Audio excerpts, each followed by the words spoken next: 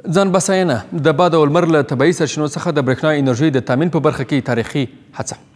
لرغوني هرات کې د 3.2 میګاواټو بادي او د 5 میګاواټو لمریزې برېښنا تولید دستګاهو جوړولو پروژو عملي چارې پیل شوې.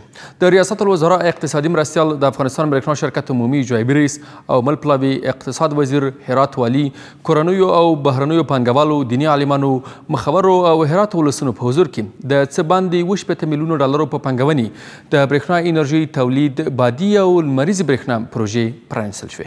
د ریاست الوزرا اقتصادي مرستیال ښاغلی ملا عبدالغني برادر دا ډول پروژې د ډاډمنې برېښنا سرچینو د رامنځته کېدو سربیره د ملي اقتصادي پیاوړتیا، کاري فرصتونو ایجاد او اقلیمي بدلون سره په مبارزه کې مهمې وبللې. د دغو پروژو له لارې به نه یوازې د برېښنا د تولید ظرفیت لوړ شي، بلکې د هېواد اقتصادي پرمختګ، د کاري فرصتونو رامنځته کول، د کورنیو او بهرنیو پانګوالو هڅونه او د زیربناو پراختیا ته به هم لاره هواره شي.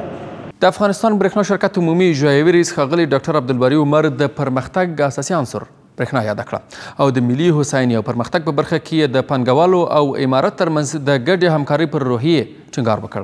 ښاغلی عمر د هرات بادي او لمریزې برېښنا تولید پروژې د صنعت ملاتړ، کاري فرصتونو ایجاد او پاکې او ډاډمنې انرژۍ د تامین په برخه کې مهمې یادې کړې. امروز پروژه 200 مگاوات بادی که فاز اول آنها 43 مگاوات هست و همچنان پروژه 5 مگاوات سولری که اینجا ما 2 مژده و 2 خبر خوش داریم به شما. اولا 5 مگاوات سولری که سولری نیست که یا از کشور چین یا از کشور ایران و کشورهای خارجی وارد کشور شده. سولری است که الحمدلله در داخل کشور ما شما جور میشه توسط کمپانی اعتماد سولر. امروز روزی رسیده که ما از تولیدات خود در تولید انرژی و برق استفاده میکنیم و این 5 مگاوات تنها 5 مگاوات نیست. فاز اول این 5 مگاوات و فاز دوم اینها انشاءالله 35 مگاوات هم به زودترین فرصت افتتاح خواهیم شد. په ورته مهال د اقتصاد وزیر ښاغلی دین محمد حنیف د برېښنا پرانیستونکې پروژې د اقتصادي څرخ د حرکت لپاره د نن اړتیا یاده کړه. برق به حد مهم است که چرخش اقتصاد برق در حرکت بیارد. اگر برق نباشه هیچ پیشرفتی نداریم.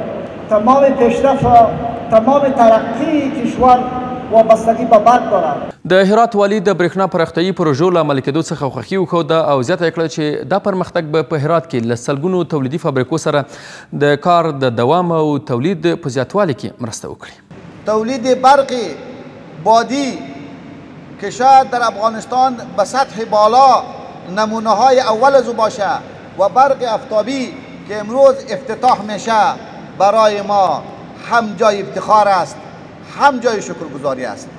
د سیمې د برېښنا د تامین په تکل د پانګوالو شرکتونو استازو او مسؤلینو له باد او لمر وړانګو څخه د برېښنا تولید چاره په افغانستان کې د دې برخې د ستر شته ظرفیت نښې یادې کړې او د چارو د لوړ او عالي کیفیت د بشپړوي ژمنې وکړې. نن ډېر خوښ یم چې د هرات بادي برېښنا پرانسته کې ګډون کوم. موږ د انرژۍ سکتور پراختیا ته ژمن یو.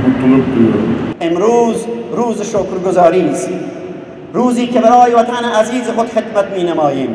د افغانستان سوداګرۍ او پانګونې خونې په استازیتوب ښاغلی یونس مومند بیا شته امنیت او رغنیزې روحیې ته په کتو ټینګار وکړ چې د ټولیز پرمختګ لپاره باید پیاوړی انسجام رامنځته شي او د هېواد د ابادۍ لپاره ترې کار واخیستل شي. موږ باید خپل د سرمایې 10% په داسې پروژو کې سرمایه ګذاري وکړو چې د هغه د افغانستان لپاره د زیربنایي پروژې.